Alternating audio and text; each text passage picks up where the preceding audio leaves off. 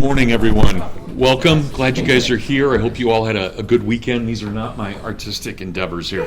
I don't know what's going on. It looked to me like the invasion of Iran or something. But that up there is mine. So I'll get to that in a little bit. So today what I want us to do is I'd like to talk about what we call the Second Great Awakening in American history. And it's one of the most important cultural movements that we'll encounter during our entire semester.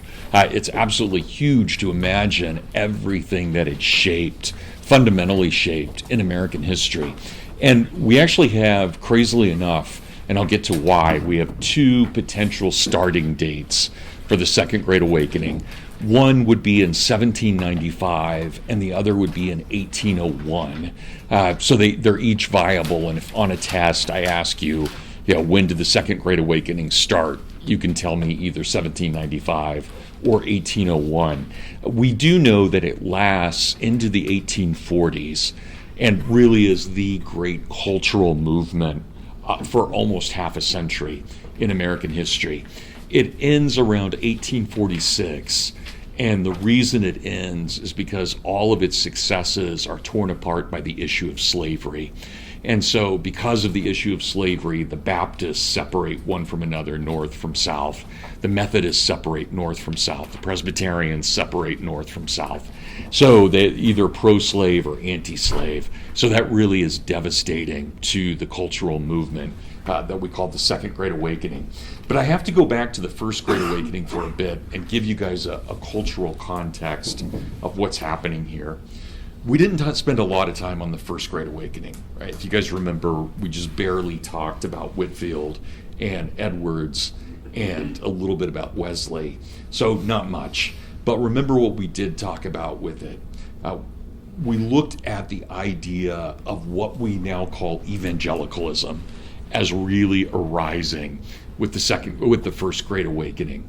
And what we know about evangelicalism is that it's very much a reformation of the Reformation. So the kinds of ideas that we find in evangelicalism, where Jesus is such a close personal friend, our personal savior, our buddy, our best friend, our brother, our volleyball companion, whatever it may be, when we look at Jesus in an evangelical way, that is not the kind of way that, say, a Luther or a Calvin would have looked at Jesus. And I think it's important for us to recognize that there's nobody in this room, if we all come from a Christian background, there's nobody in this room who has not been influenced by evangelicalism. Even the most staid Latin Mass Catholic has been affected by his idea of where Jesus plays a role in his life. So that is, it's hugely influential. But remember what else we talked about with the First Great Awakening. It also was a unifier for American culture because it meant that Puritans in New England now had something in common with Anglicans from Virginia. Right? And so it started creating, in its mere Christianity, it started creating as well a kind of Americanism or an American element that allowed everybody to unify, especially by the time we get to the American Revolution itself. But a third thing I want you to know that I didn't talk about at the time, but I think is really important, and especially you would have seen this if you had a chance to read Whitefield or Edwards, is how utterly emotional evangelical Christianity is. It is deeply emotional. It wears its emotions on its sleeve. And so you see that, and at the time, and this was not always a compliment, at the time, people who were deeply emotional about Jesus were called enthusiasts, and it was called enthusiasm if you believed in Jesus maybe just a little too much. That is, if you really had that kind of almost romantic feelings for him in that evangelical way. So that's a part of it too, and I want you to keep that emotionalism in mind.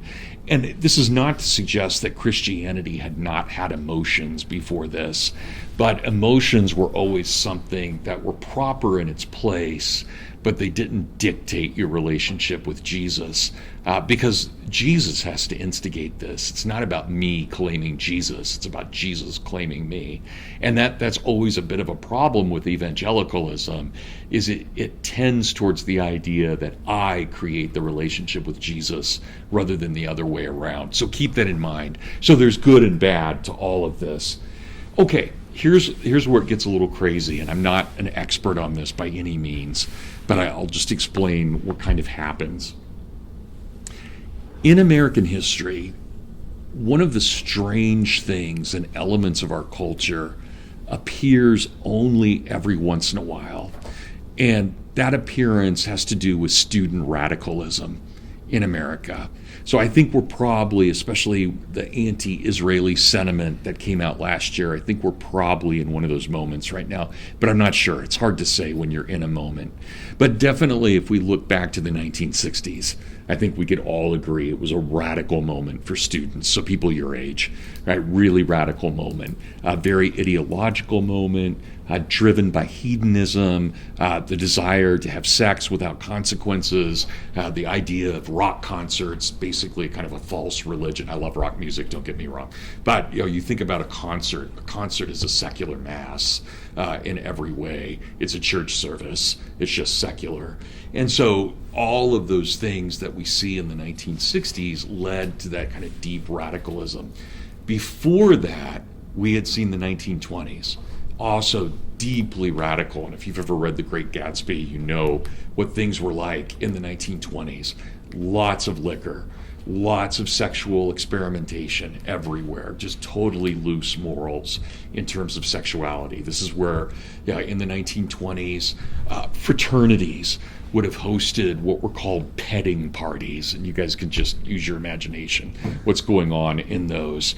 So prior to that, there had not been a radical movement since the 1790s. So that's strange, but there was a really radical movement in the late 1780s and early 1790s among people your age. But it wasn't sexual because it was all male at the time, right? So it manifested itself in a different kind of way.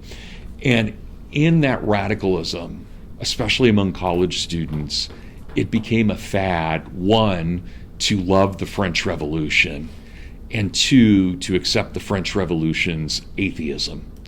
And so all of these people, the kids of the founders, they basically rebelled against their fathers and embraced atheism or extreme skeptical deism in America. And that was a huge fad in the 1780s and 1790s. There are two reasons, there are two books that came out that really propelled this and fueled it. One came out in 1784. So just get the date there, 1784. And it was a book by a really famous Revolutionary War hero by the name of Ethan Allen. And I'm sure you guys have at least heard the name. Obviously, he's got a furniture company named after him. But he was most famous in the American Revolution because he and his militia, called the Green Mountain Boys, were able to take over Fort Ticonderoga from the British. It was one of the great victories on the American side. Well, Ethan Allen had a dark side to him. He was an atheist. And so he writes a book in 1784 and publishes it that becomes kind of a bestseller about why you should never accept the Bible on faith or emotion, but only look at religion through reason. That is, we have to use all of our critical faculties for looking at religion. And then, just less than a decade later, in the early 1790s, and I can't remember, it was either 91 or 92, Thomas Paine, who had written Common Sense and had been one of the great patriots during the American Revolution, writes a 2-volume work called The Age of Reason, in which, once again, like Ethan Allen, he says that we should only approach God through our reason. And therefore, we should scoff at the miracles in the Old and the New Testament, right? Any of that stuff that we can't prove, you just throw out. So Jesus is kind of a cool prophet, but beyond that, there's nothing supernatural. So both of those books are really huge in America, again, especially among young people. So there's a deep movement towards atheism. Okay, how's the response then? What happens? So at Yale University, or then Yale College, at Yale College, if you guys remember Yale, it's one of 9 colleges in America, Ivy League school, founded, if I remember right, as early as 1635? I can't remember, but it's founded sometime in the 1630s or 1640s. It's founded as a great Calvinist seminary. So you could go get your college degree there, of course, but it was basically, its purpose was to train ministers. That was its highest goal. But, and this is brilliant about the Calvinists, wherever the Calvinists go, they not only take with them the Geneva Bible and Calvin's writings, but they also always take Plato with them as well. So you never have Calvinist settlements without also an embracing of humanism, of the humanities.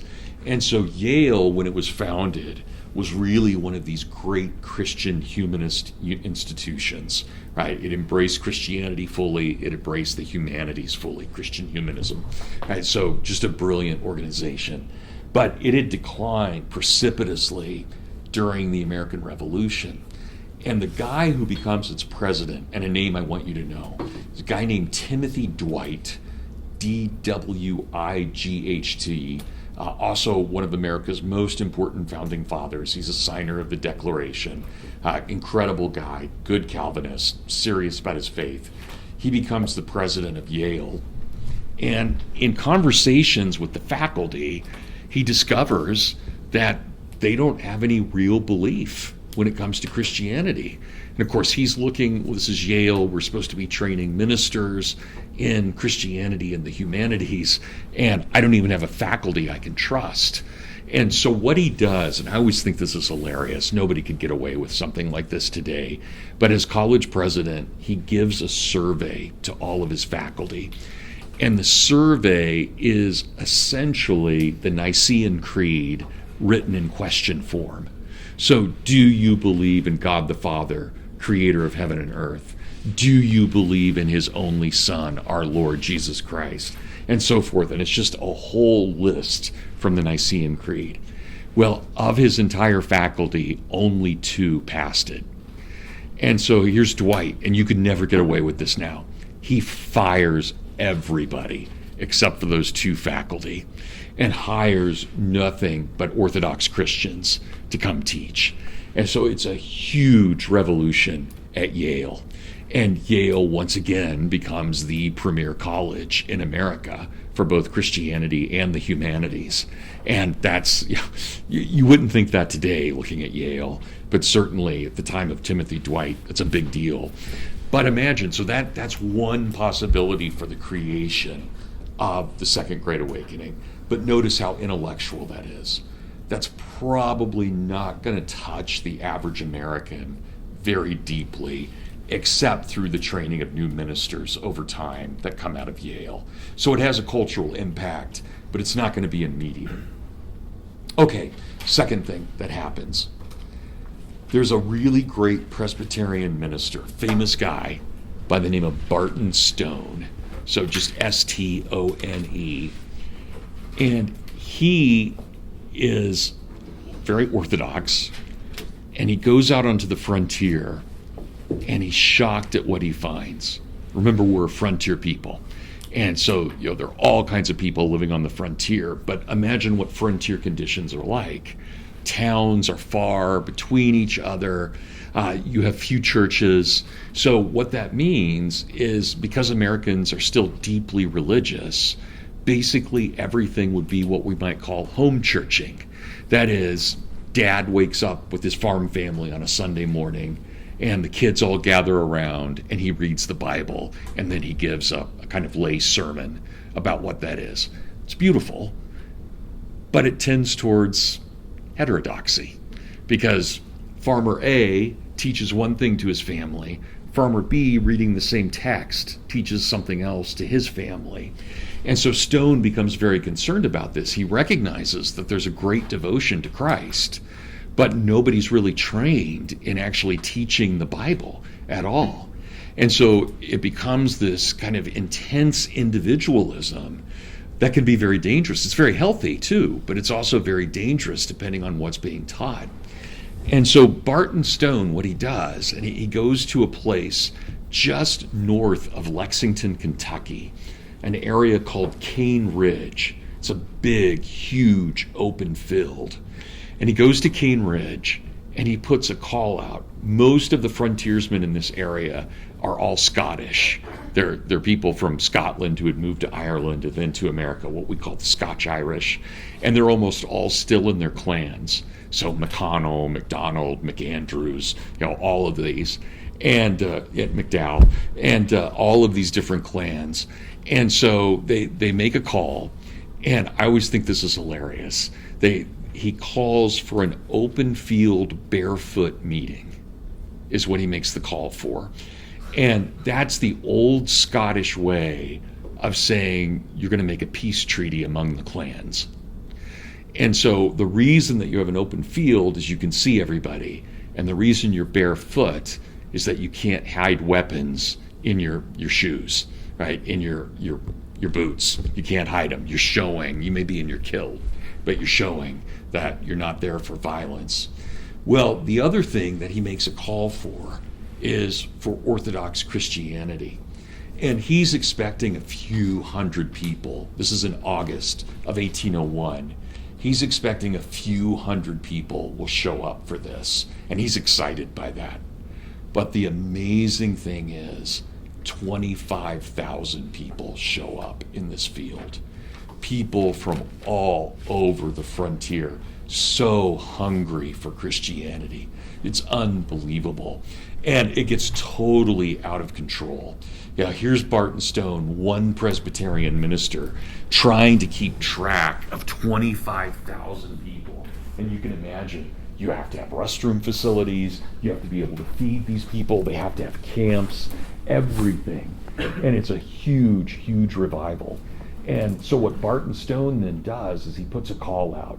Basically, anybody who has any training at all in Scripture, they're all invited to come preach at this revival.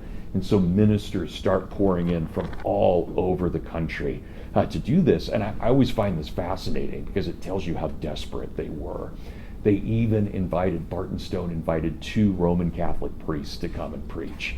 And that just would be so shocking in that day and age. But that's how desperate they were. So I have to tell you guys, I told this story in the other class, nobody laughed, this is one of my favorite stories in American history. So I'll tell you guys, and hopefully you'll appreciate it, but maybe my timing was off or something in the other class. I don't know, but they all just kind of stared at me. So like I said, they're trying to find preachers. And you can imagine with 25,000 people, you get pockets, someone here, someone here, someone here, all around these places. And there's a very famous or infamous, depending on how you think of it, story about a little 4-year-old girl who starts preaching. And she's this cute girl on her daddy's shoulders. And so her daddy's standing there, and she's on the shoulders, and she's preaching the gospel. And everybody's astounded. They think this is a miracle, right, that she can do that. And she's much more articulate than you would actually expect. And right in the middle of her preaching, she falls asleep. Yeah, she's 4-year-old, and she's exhausted. And someone in the crowd says, "Oh, isn't that sweet? She fell asleep." She wakes up and stares at the woman and says, "Jesus never sleeps." Good, thank you guys for laughing. I think it's a great story. So, who knows what's going on? But it's kind of wild that all of this is happening. Well, remember we talked about this just a moment ago, and I'm going to read these to you guys, and I'm just going to read objectively, and you guys can interpret this any way you want. But remember, one of the things that's really introduced into Protestantism, you already had it in mystical forms of Catholicism, but in Protestantism, it had not been emotional until the First Great Awakening. And in the First Great Awakening, it's very emotional. In the Second Great Awakening, it's emotional beyond all bounds. Just emotion everywhere in the Second Great Awakening. And Barton Stone, remember he's an Orthodox Presbyterian, right? So, this is not a guy who's used to experiencing too much emotion in all of this. He's organized this, and all of these things, he doesn't know what to call them, but there are all these physiological manifestations to people being saved. And so, they declare Jesus as their Lord and Savior, and they start dancing or they start singing or whatever it may be. And, if any of you come from a Pentecostal background, that probably doesn't seem that odd. But if you can imagine, nobody had ever seen anything like this before, especially within Protestantism, to have this just extreme physiological reaction. And so Barton Stone writes these down. And so I'm just going to read from his report on this. And he gives them, he says, the name, and they don't know. Barton Stone's very concerned about this. Are these physiological reactions healthy or are they unhealthy? Are they from the Holy Spirit or are they from the devil? Right? They just don't know, again, because they've never seen anything like this. And so he calls all of these exercises, not exor to get rid of a demon, but exer to be physically fit, right? That kind of exercise. Or he calls them, and you'll see why, he also calls them the jerks. So Jerks. And this is what he writes. He says, the most common one was the falling exercise. The subject, when saved, would generally, with a piercing scream, fall like a log on a floor. Didn't matter if it was earth or mud, and they would appear as though dead for several minutes. Right? So overwhelmed by this salvation moment, they fall down. Here's my favorite.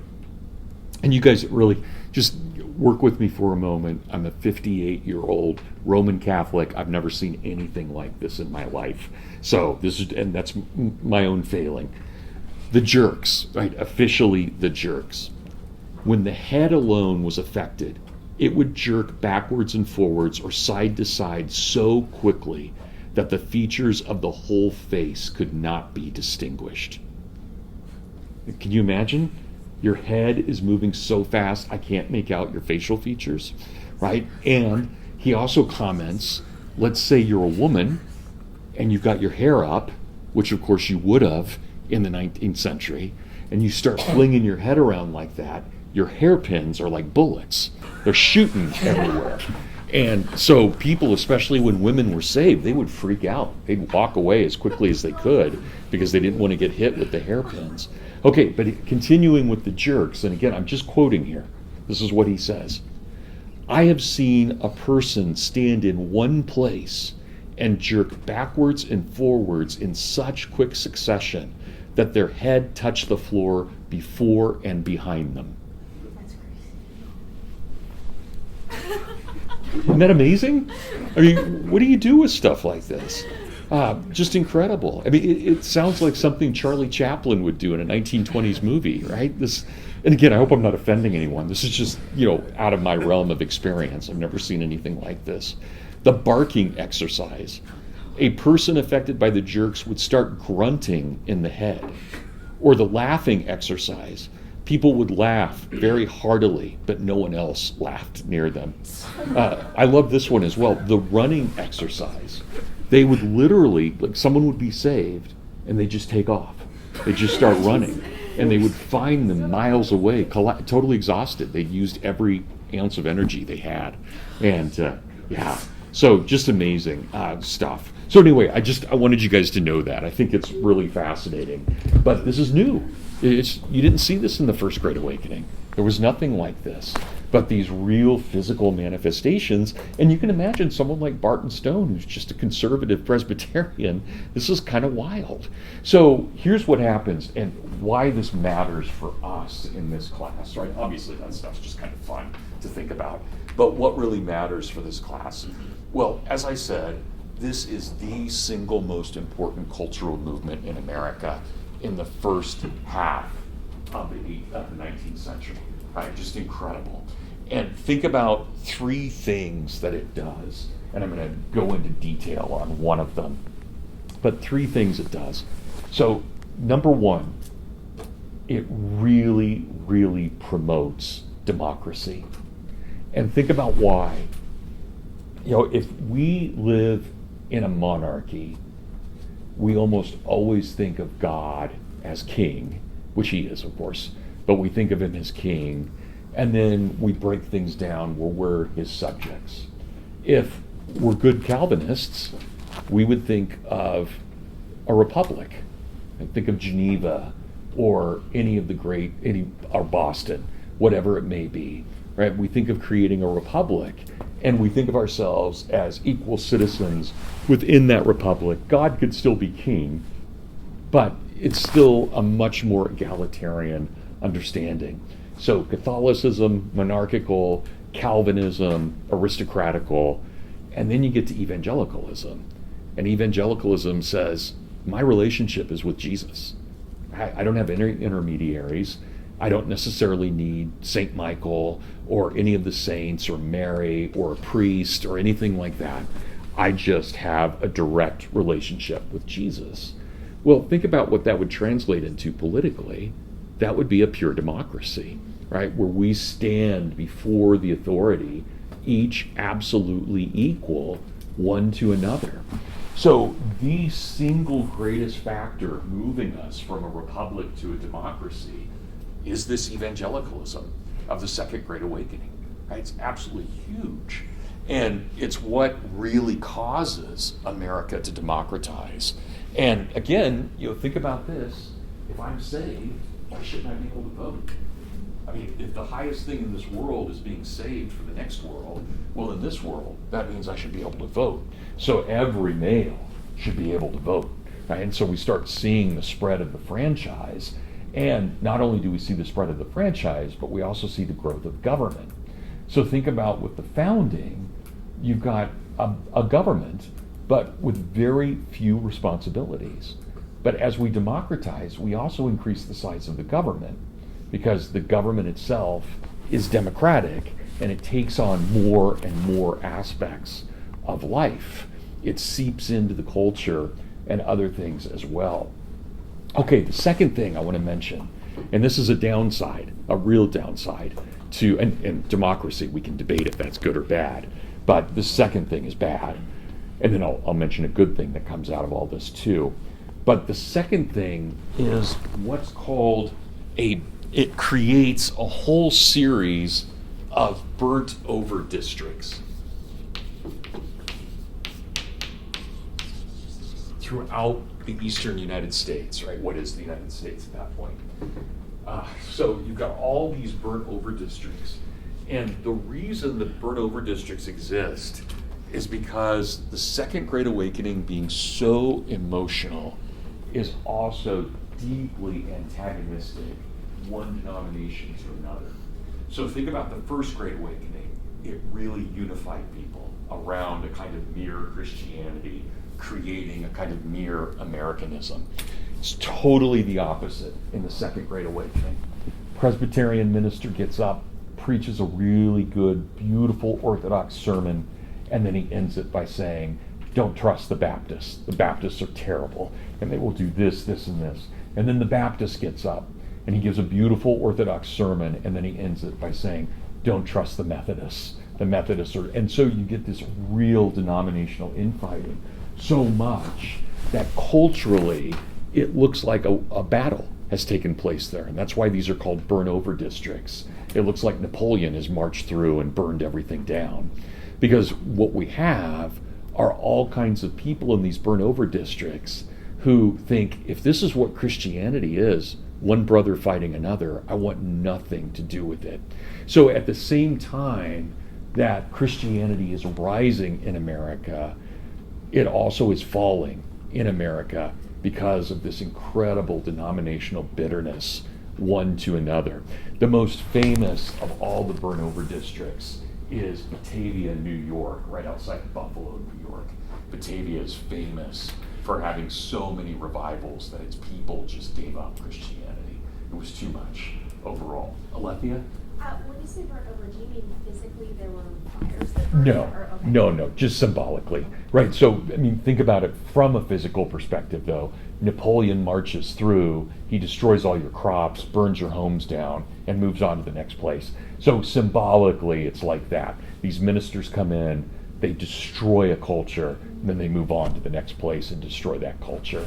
So again, don't get me wrong. There's also good orthodoxy that comes out of this, but there's also a lot of denominational fighting as well. So no mere Christianity, no brotherhood of Christ like we saw with Edwards, right? Don't make a god of your, Whitfield, don't make a god of your baptism, right? That kind of idea. So that's going to be important as well. Okay, I'll come back to that in a moment because that really influences America. The third great thing, so the third thing, which is great, that comes out of this is where we get our colleges in America. Right? Once we go beyond the first 9 colleges, almost all the colleges that are founded all over the United States, they're all denominational Christian colleges, and they're everywhere. So, any of you from this area, think about, you've got Spring Arbor, you have Adrian, you have Hillsdale, Notre Dame. We're all Second Great Awakening colleges. 1844 for Hillsdale, right? We're at the end of it, but right there. And this is all going back to Yale. Yale, 1795, becomes the model for higher learning. So why would we need a place like Hillsdale? Well, to teach both Christianity and the humanities, to be Christian humanist, right? To pull that together. So to have that as and of course we also were abolitionists and there were other things that went on here. But certainly it's coming out of that Second Great Awakening.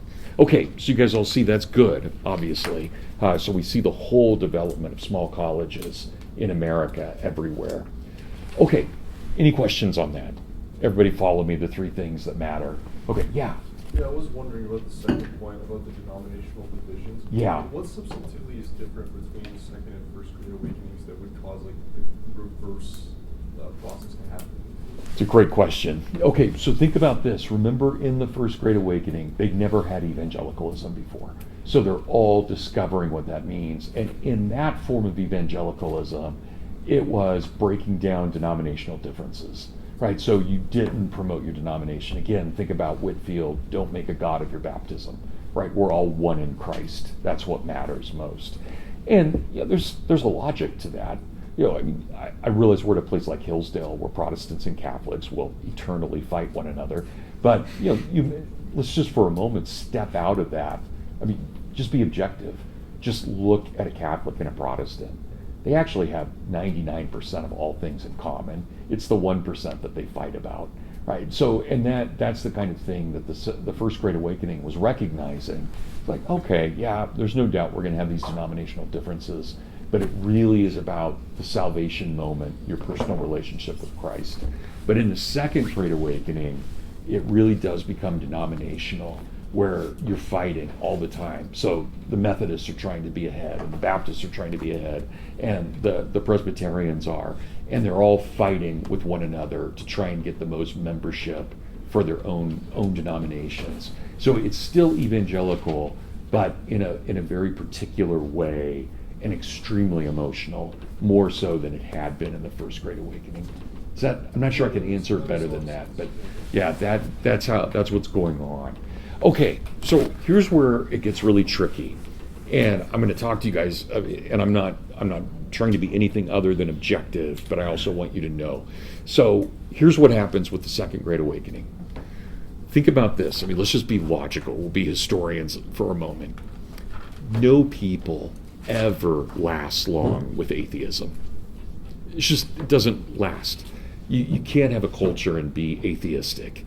You can maybe, get away with it in Seattle for a decade or something, but it's not, you don't really pass atheism down to your kids. What you do is you pass heterodoxy down to your kids. And so one of the great ironies of the burnt over district is not that it creates atheism, it's that it creates heterodoxy. That is, you see people start believing in really weird things, in really strange things. So if they don't believe in the Trinity, they believe in something else. And in this state, and some of you may know this, but in this state, the great kind of heterodox Christians that arise are the Seventh-day Adventists. They're huge in Michigan, especially Battle Creek and Kalamazoo. And I give thanks every morning to the Seventh-day Adventists because they invented breakfast cereal. That's where cereal comes from, because they're vegetarians. And so they were trying to create a meal, and your cornflakes, so the cornflakes were the first cereal ever made by them. That's why Kellogg's is right there in Battle Creek. But it was meant to be for breakfast, lunch, and dinner. And they were health nuts, but really weird when it came to their Christianity. Really weird. They were much more concerned with the body than they were with Christianity. Or think about the Shakers, which arise out of the Second Great Awakening. These people who live in separate dorms and adopt kids because they've forbidden sex among men and women. It's wild stuff. It's all interesting, but I don't think any of us would want to live in anything like that. But by far the most important, without question, for American history, the most important religion to arise out of the Second Great Awakening is Mormonism.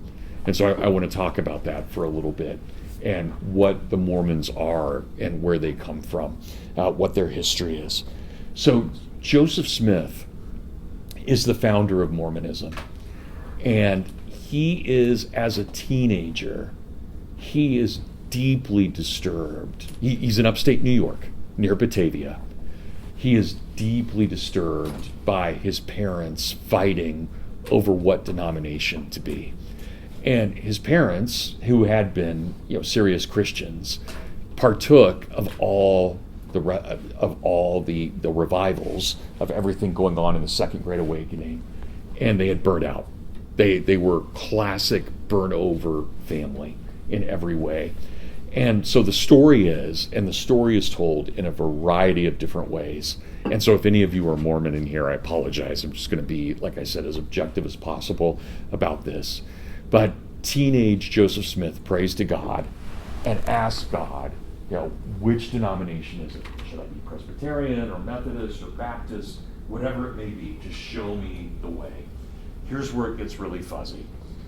Something appears to Joseph Smith. We don't know what, but he claims that he has a kind of divine apparition. In some stories, it's a kind of animal or creature that appears to him. In other stories, it's an angel. In other stories, it's St. Peter who shows up to him. And yet there's also a story that it was Jesus who showed up to him. So there are really 4 different variations on what might have happened. Here's what we can say. He believed he was in the divine presence of the divine.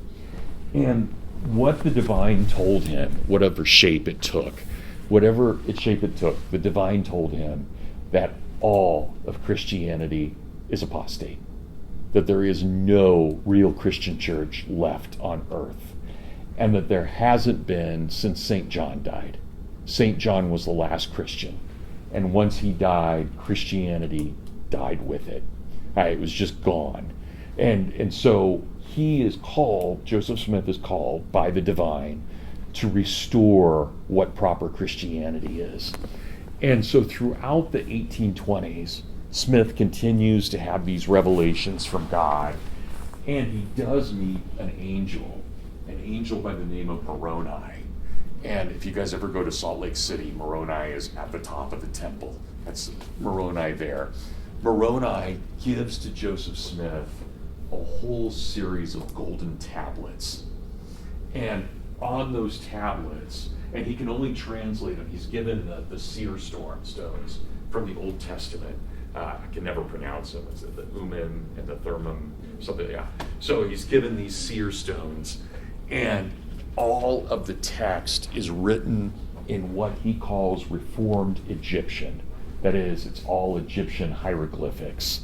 And so he translates the story, and this is the Book of Mormon. This is where, and of course, remember, Mormons don't call themselves Mormons. They call themselves Latter-day Saints. But they don't like the term Mormon at all. But Mormon, well, I'll explain why he's important. Okay, here's the story, and I do want you guys to know this. And again, not from any proselytization, but just for being good Americans, you need to know about Mormonism. Okay, the whole story of the Book of Mormon is this. There was a very righteous Jew by the name of Jared. And Jared leaves the Holy Land. He's one of the lost tribes. And he takes his tribe with him. And they land somewhere in southern South America. So they leave the Holy Land and they migrate to either Argentina or Chile, somewhere right in there in southern South America. And he has 2 sons, and by the way, they're called Jaredites, right? His followers are called Jaredites. That's their tribe, their Jewish tribe, the Jaredites. He has 2 sons. One is named Laman, and the other is named Nephi. Those are Jared's sons. And it's very much a Cain and Abel story, where Laman, and he's lame, right? So if you need to remember which one's the bad one, I know that's cheesy, but he's lame. So Laman is the bad one. And then the good one is Nephi. And they split. They go to war with each other. Those who follow Nephi and those who follow Laman. Okay, now I'm going to stop the Mormon story for a moment and tell you guys what we know in truth about this and where American Indians come from. So there was a weird moment, a great moment, but in the late 1990s, you guys don't need to write this down, I just want you to know. In the late 1990s, in a place called Kennewick, Washington, so Washington State, 2 guys were digging in a river. It was during a festival, and in the side of the river, they found a human skull. And they reported it immediately to the authorities because the skull clearly had been cracked, like it had been murdered. The person had been murdered. And they came and they identified it, and they said, oh my gosh, this is a 40-something white male murdered, Caucasian male, right? That's how they would have put it. And then they did a DNA test on it, and they found that it was 10,000 years old. It's like, okay, how could a Caucasian male be in North America 10,000 years ago? So this completely opened up, it's an incredible story, but it totally opens up all of scholarship about where American Indians come from. And of course, we now have good genetic testing that we can basically figure this out. But it seems to be the case, and we're like 95% sure this is true. It seems to be the case that there were 3 migrations of peoples into North America to create the American Indian population. 2 from Asia, 1 from Europe. And the reason it's important that there were the Europeans who came as well is because there had always been, and you read this in Lewis and Clark, you read this in Jefferson, there had always been in American history blue-eyed Indians. And nobody ever knew what to do with a blue-eyed Indian, right? Because your parents have to both have been light-eyed as well for you to be blue-eyed. And so they didn't look Asian. They didn't look Mongolian. And so there's always been this kind of weird questioning in American history. We now know why. But there was always this weird questioning, why would you find white people among the American Indians? Well, that's a huge part of what Joseph Smith is trying to answer, right, in his question with the Book of Mormon. So why are there Caucasian-looking Indians versus Asiatic-looking Indians? And here's what, and this is clearly 19th century racism, but the way that it's described is that the reason the Lamanites look the way they do, red-skinned, high cheekbones, dark-complected, The reason they look that way is because God punishes them, right? They have been given dark skin because they're punished and now marked with the sign of Laman. And that's how the Mormons explain this thing, which is fascinating. It's absolutely fascinating. And so what happens then is all of North and South American history prior to Columbus coming is the struggle between the Nephites and the Lamanites. And there's only one moment of peace, and that moment comes right after Jesus dies and is resurrected, and before he ascends into heaven, right after he ascends into heaven, according to the Mormons, he comes to North America and he teaches peace to all the children of Jared. And so there's about 200 years of peace. Then Jesus leaves around the year 200 and all hell breaks loose again. And these people go back to war and it's genocide. So the Lamanites are able to defeat the Nephites. In upstate New York is the final battle at a place called Hill Cumorah, and they have their final battle there. And the only two who escaped the genocide from the Nephites are a father named Mormon and his son Moroni. And that's why it's called the Book of Mormon. And they're commanded then to write the history of it. Okay, you guys see, I know this is a lot, but do you see where I'm going with this? This really matters for American history. This is the most American religion you could ever possibly imagine. And it's huge. You know, any of you, if you've ever been to Utah or to Nevada, Arizona, California, Idaho, Oregon, Mormons are everywhere throughout the West. They're a huge population. They're extremely wealthy. And they're very socially well connected all to one another. You know, they are, I would say, arguably the largest subculture in America in this day, in here in 2026. So, and it is a subculture, right? They have their own music industry. They have their own comic books. If you go into a Mormon bookstore, they have Mormon comic books. You know, anything you can imagine. It's a separate industry there. It leaks into larger American society every once in a while. You guys wouldn't remember this, but when I was a kid, there was this Donnie and Marie Osmond variety show, and they were two Mormon kids who made it big and made it nationally. But yeah, they were big in Utah to start off with, and then became something else. So anyway, it's a big deal for that, to try and figure out where this comes from. No one in this room, even if we're Mormon, would claim that Mormonism is orthodox. It is too heterodox in its arguments. For example, Jesus and Lucifer are brothers in Mormonism.